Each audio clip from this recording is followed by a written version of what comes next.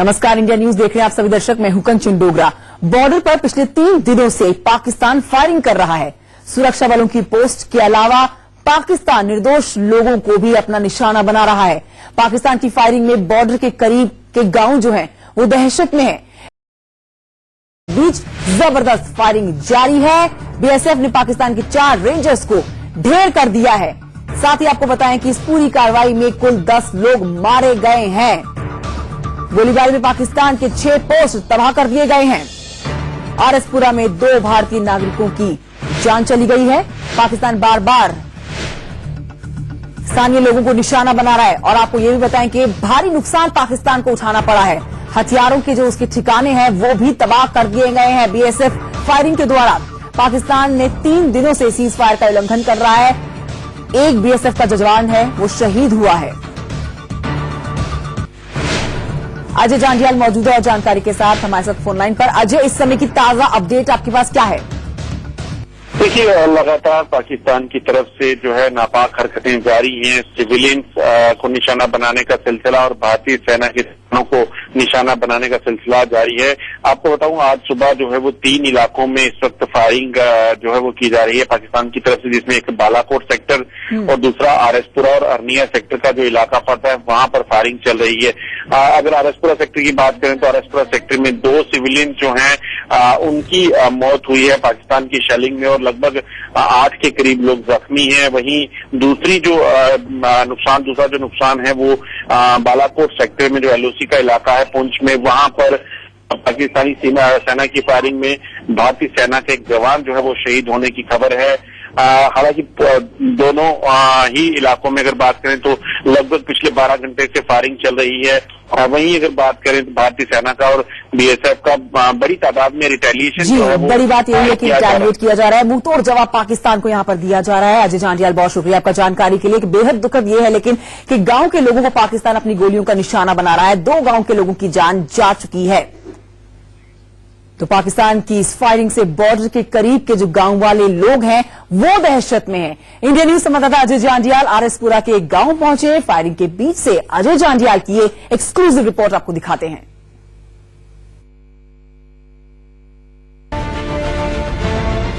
India news की team इस RS Pura sector में है और मेरे पीछे लगातार धमाकों का सिलसिला जो है वो जारी है। आप सुन सकते हैं बड़े भयानक डरावने धमाके इस वक्त हो रहे हैं। पाकिस्तान की तरफ से युद्ध विराम का उल्लंघन किया गया। 7 बजे फिर फायरिंग शुरू हुई और धमाके आप सुन सकते हैं। हमें यहां से पीछे निकलना होगा क्योंकि जो फायरिंग हो रही है वो बहुत ज्यादा है और पूरा का पूरा गांव जो है वो खाली है। और यहां से आपको बता दूं कि जिस तरह से हालात जो बने हुए हैं उससे साफ लग रहा है कि ये जो पूरा इलाका है ये इस वक्त कहीं ना कहीं बहुत ही भयानक गोलाबारी यहाँ पे हो रही है। और खासतौर पे आपको बताऊं 2 कैजुअलिटी सिविलियन कैजुअलिटी जो है वो हो चुकी है।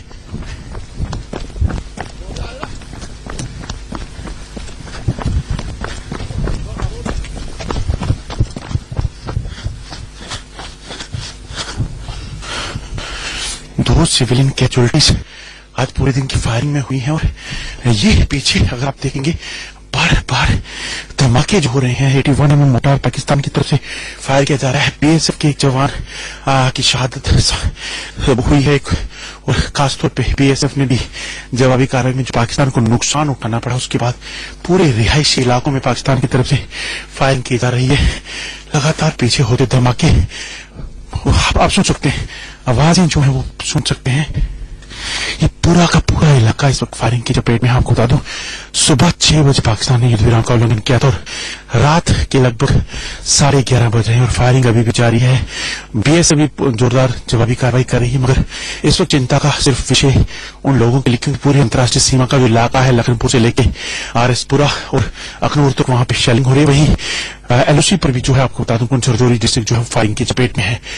नीरज कुमार के साथ अजीज जांडियाल, इंडिया न्यूज, अंतर्राष्ट्रीय सीमा आरएसपुरा। हम इसमें आरएसपुरा सेक्टर अंतर्राष्ट्रीय सीमा पर हैं और लगातार धमाकों की आवाजें यहां सुनाई दे रही हैं। इस तरफ आपको बता दूं यहां से सिर्फ 1 किलोमीटर दूर अंतर्राष्ट्रीय सीमा है और पीछे लगातार पाकिस्तान द्वारा की गई युद्ध विराम के उल्लंघन के बाद से फायरिंग जो शुरू हुई है वो चल रही है। वो चाहे स्मॉल आर्म है या बड़े हथियारों का इस्तेमाल पाकिस्तान कर रहा है। हालांकि उसी कैलिबर से बीएसएफ के जांबाज भी पाकिस्तान को मुंह तोड़ जवाब दे रहे हैं। जानकारी के मुताबिक जब ये आज फायरिंग हुई, इसमें अभी तक जो कैजुअल्टी हुई है बीएसएफ की, उसके बाद से ही बीएसएफ ने रिटेलिएशन शुरू किया है, जिसमें लगभग 20 के करीब कैजुअल्टी सीमा के दूसरी तरफ पाकिस्तान में हुई है, जिसमें 6 रेंजर और 2 पाकिस्तानी सेना के जवान भी शामिल हैं। अभी भी लगातार धमाकों की आवाजें यहां सुनाई दे रही हैं। हम इस समय आरएसपुरा सेक्टर के एक बॉर्डर के गांव में हैं। मेरे साथ यहां देखेंगे कुछ लोग, ज्यादातर ये गांव जो है वो खाली है, मगर कुछ लोग यहां छुपे हुए हैं, बैठे हुए हैं, कहीं ना कहीं इस चीज की दहशत, क्योंकि जो फायरिंग है वो बहुत ज्यादा हो रही है और उस फायरिंग के चलते कहीं ना कहीं अपनी जान की सलामती ये लोग जहां भी हो सके वहां देख रहे हैं। इस वक्त सबसे ज्यादा मुसीबत जो है इस गांव के लोगों के लिए है। आप मुझे बताएं, कब से ये फायरिंग अभी शाम से शुरू हुई है और कितनी ज्यादा फायरिंग है? तकरीबन शाम 7 बजे फायर शुरू हुआ था। अभी तक अंधाधुंध फायरिंग की जा रही है, क्योंकि लोगों में बहुत ज्यादा दहशत है और काफी लोग जो गांवों से प्लान करके हैं, क्योंकि कोई आरएसपुरा है, कोई आईटीआई कॉलेज कैंप भी लगाए गए हैं।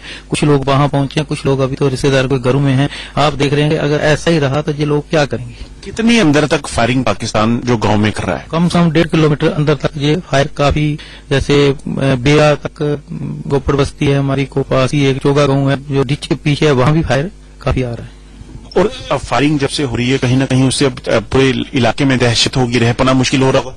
हाँ सर, रह पाना तो मुश्किल है। सारे आधे लोग तो पीछे चले गए हैं, तो कुछ गांव में हैं, क्योंकि मवेशी और भैंसें जो भी हैं तो गांव में हैं, तो कई लोग तो गांव में रुके हुए हैं, बाकी सभी पीछे चले गए।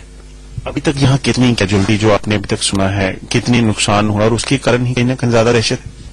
काफी ज्यादा दहशत है इस गांव में। हम लोग बड़ी ही मुसीबत में हैं। हमारे बच्चे बड़ी मुश्किल से सुबह बैंकर में थे और उधर से निकाल के हमने बैग को थोड़ा 10-15 मिनट ही मिले और बड़ी अपना रिस्क लेकर बच्चों को पीछे अपने रिश्तेदारों के घर कहीं अपना ठिकाने पे रखे हुए हैं। हर साल फायरिंग होती है, सरकार की तरफ से क्या अभी मदद मिली है? कुछ यहाँ जो लोग कैंपों में हैं वो कैसे गुजारा कर रहे हैं? जो लोग कैंपों में रहते हैं उनके लिए तो सुविधा मिल जाती है, क्योंकि रहने का खाने का प्रबंध तो पूरा गवर्नमेंट का होता है। और जिंदगी में पहली बार हुआ कि जो पिछली बार हमारे मवेशी मरे थे उनके लिए भी कुछ पैसे मिले थे। और आज भी हमने सुना है कि काफी, जैसे सुचिरगढ़ में काफी कैजुअल्टी हुई है पशुओं की, आज दौड़ा फार्म में भी हुई है। हम कहते हैं जैसे वहां उनको मिला था अभी भी लोगों को मिलना चाहिए, क्योंकि जो भी किसान और बॉर्डर के लोग हैं ये मवेशी और किसान के पूरे निर्भर है, क्योंकि मवेशी का दूध ये लोग जम्मू हर जगह ये लोग की दूध बेचते हैं और अपना गुजारा करते हैं। मवेशी के बदले इनको मवेशी के पैसे मिलने चाहिए। समझ सकते हैं ये पूरा का पूरा इलाका जो है इस वक्त फायरिंग की चपेट में है और लोग यहाँ पर रहने वाले जो हैं वो मजबूर हैं इस फायरिंग की वजह से अपने घरों से बेघर होकर रहने के लिए।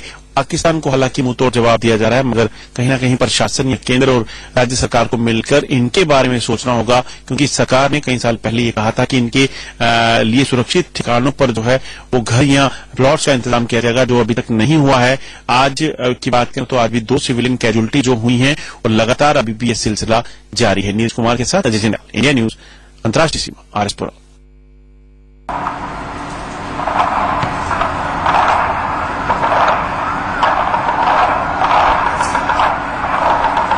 निशाना बना रहा है। 4 तस्वीरें आपके सामने है।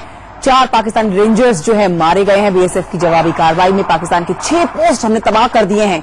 एक भारतीय जवान जो शहीद हुए हैं उनकी भी तस्वीरें आपके सामने है। साथ ही 2 भारतीय नागरिकों की मौत हो गई है, क्योंकि लगातार पाकिस्तान नागरिक इलाकों को अपना निशाना बना रहा है, गोलियां चला रहा है। 30 इलाके बताए जा रहे हैं अभी जहां पर पाकिस्तान लगातार गोलीबारी कर रहा है। लोग पलायन करने को मजबूर हैं, घर छोड़कर जाने को मजबूर है, क्योंकि पाकिस्तान की गोलीबारी से वो परेशान हो चुके हैं। भारी नुकसान उनको उठाना पड़ रहा है, उनके घर गाड़ियों को भारी नुकसान हो रहा है।